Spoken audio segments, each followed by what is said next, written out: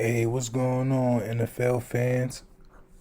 Usually I make usually I make content just about the Cowboys, but this topic, man, it's been really getting to me, and I think it's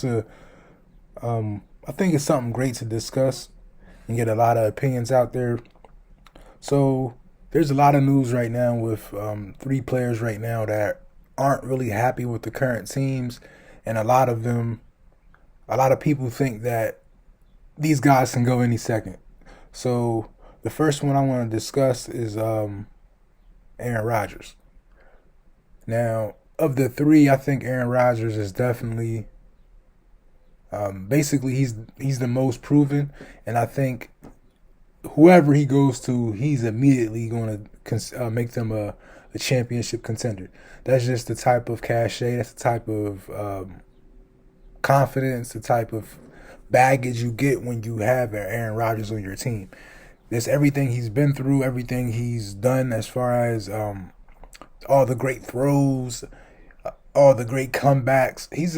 Everybody knows what Aaron Rodgers is about, man. So it's not necessarily a bad thing that he may come to your team. You know, some people it's a negative. They try to draw up a negative whenever you bring in a certain player, like, oh, he didn't work out in this organization because he had this problem with this. You know what I mean? But I think the main issue with the Packers and Aaron Rodgers is simply y'all they didn't cater to him the way he needed. Like when you got a star player and you know you have a star player, you don't go and take a quarterback with the first or second pick in the draft. When you have, it don't matter if you're stacked on every position. That's something that you should never do. Now I know at some point you want to groom someone next to replace him, but a first round pick, and and then you have to understand the Packers have so many holes on offense and defense where they could have addressed someone another position that can help them win. You take a quarterback. And then if you just look at the moves going forward, or even she's not going forward, but going backwards and looking at the recent history, you see them not make great talent acquisition decisions.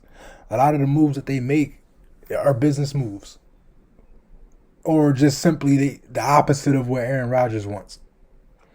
So when you see someone that's basically top three, top five in their position, or maybe number one, you know, depending on when you ask, you would think that the organization would have more of a better communication system with their star player, to where they're catering to their needs and also the team's needs. But it feels like Aaron Rodgers never had that, because this isn't the first time we had an issue with Aaron Rodgers displaying his problems with the Packers over the last 3 4 years.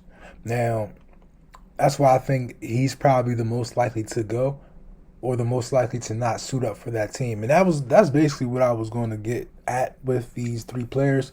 Now they can just not show up. You know, you've seen players hold out, like Le'Veon Bell. You've seen it before, and a lot of these players now, like I know Aaron Rodgers, he's made enough money to where hey he might retire and just be like, whatever, you know what I mean? He can pull a comeback like Brett Favre and get out of retirement and then end up on a different team and then actually go to the team that he wants to go to.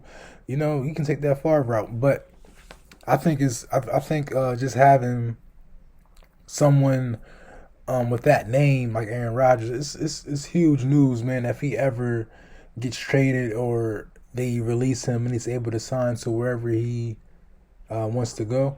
So if that were the case, man, if you think he gets released, what do you think he signs to? And if as far as trade wise, like if they were entertaining trades, what trade scenario do you think would best work out for him and the Packers? Now the second player I wanted to discuss was Deshaun Watson.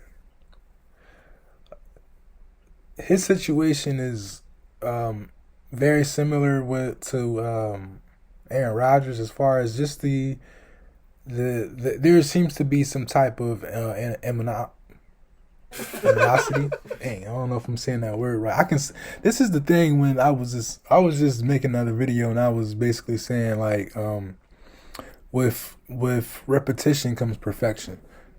Like you can be having a great conversation with just yourself. You know what I mean? So that's what I do that sometimes. Sometimes I think to myself and I talk back to myself. I don't know.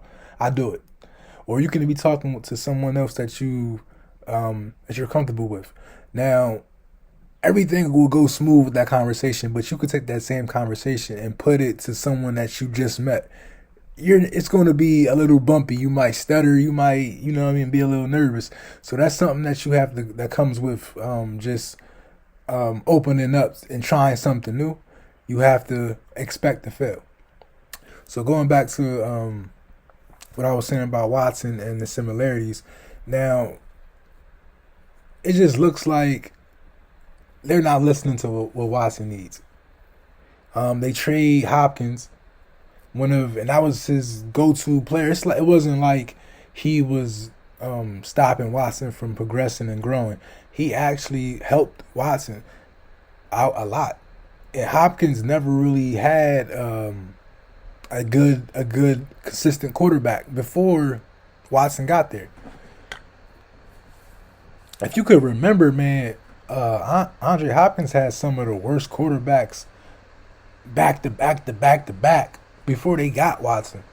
So I'm pretty sure that getting rid of him really just made him upset. Maybe he just thought it wasn't best for him to be there, because how can he succeed when he was probably one of the most sacked quarterbacks over the last 2-3 years, and then you trade his number one target for a running back. So you never really replaced the receiver, the great receiver, because I think Andre Hopkins is one of the best receivers in the league. Like, to be honest, that's my favorite player outside of my favorite football team. So I think just by moving him, they didn't get back what he gave that offense when they made that trade. Now, if you look at some of the other things that were just going out in the news that the Texans did, things that didn't sit well with Hopkins, and he made that public, or he even brought it. I think it was social media, but however he wanted to get it out there that he's not okay with some of the stuff that the Texans represent. It just got dirty, man, real fast. And then just everything the Texans were doing, man, like some of their moves, it just didn't make sense to us as fans. So I know someone like him that has to deal with it and live with it, he wasn't happy. But so I think this is probably in my opinion, I think Watson is probably the one most likely to not be on his team next year and be on a new team, new destination, new feeling, new vibe. That's just my opinion, man. And then the last guy was Julio Jones. Now, this actually is a little crazy to me, because things that he was involved in recently, like on Undisputed, this is stuff that has never happened to my knowledge with any player, NBA, NFL. You get called on the live. You get called by maybe it's a friend or just someone you know can mentor. They call you and they're asking you about your current team and what teams you rather play for going forward if you were to get traded. And some of this stuff was just like, he, in the situation that happened, he wasn't aware that he was live until after the conversation. Like, yeah, a lot of people were saying like he heard Skip Bayless in the background, but I could be talking to Skip Bayless, or he could be talking to Skip Bayless without them being live. You know what I mean? It can be on commercial break. It could be any type of scenario. Maybe he's just chilling with Skip Bayless, whatever. You know what I mean? I'm pretty sure Skip and Shannon have some type of relationship where they may be outside of work and still be around each other. That doesn't surprise me. So it's not like, oh, I hear Skip, so I'm going to automatically assume that y'all are live at this very second. So I think if if it was a situation where he was told beforehand, yo, I'm live, so and so. I think the answers and the responses that Julio gave would have been different, and it all basically stemmed from him being seen in the public with the Cowboys hoodie on in Texas weather. I'm not sure a hoodie or a t-shirt maybe, but okay. Um, Now I've seen a lot of videos, or I've seen a few videos where people just gave their opinion and just basically let their point of view out as far as why the Cowboys and why Julio did this. Now, if you can look at the recent history with teams like Jamal Adams, or players like Jamal Adams, Earl Thomas, when they when they make it known that they want to leave their current team, it's always the Cowboys they bring up, and I think it's just because like um, they know once you bring up the Cowboys, other teams jump in like, no, you can't go there. You know what I mean? So it's like when you create a bidding war, you go to the top, and depending on your services, if you're someone that can make their job or whatever their goal is easier, everyone else that's in competition is going to jump up and try to stop you from making that choice. And that's when you see teams jumping in trying to secure services from players that aren't happy in their situation. So you're always going to see teams or players use the Cowboys in those situations, and it's to help them out. You know what I mean? Like I'm pretty sure they haven't they may have thought about it, but I don't think they really considered trading for Julio Jones. Like that's just as far as that's just as bad as like us trading up to get Kyle Pitts. Now Kyle Pitts is younger, of course, and he's not as far as injuries and just wear and tear on the body, he doesn't really have that going on as far as Kyle Pitts. But just to still trading up for an offensive player or trading draft picks or anything for another offensive player when your problem really isn't offense.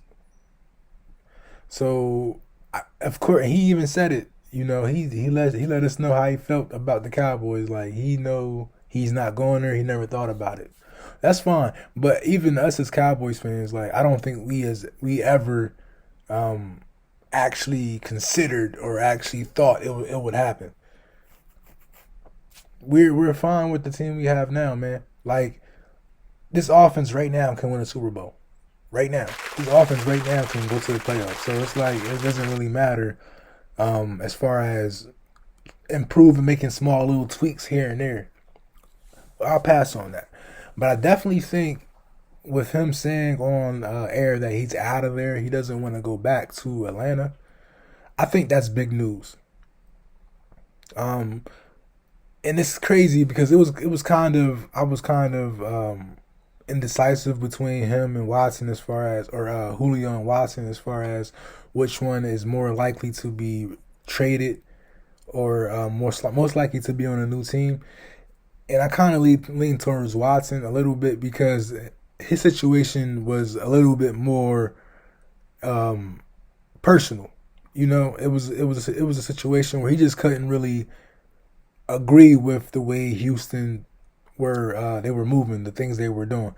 But when you come out and you say on TV, man, national TV, I'm out of there, I don't want to go back. You know what I mean? So for me, I'm gonna go with number one, Deshaun Watson, number two, Julio Jones, number three, Aaron Rodgers. Let me know your order. Let me know how you feel, man. Thank y'all for tuning in. Y'all have a good one.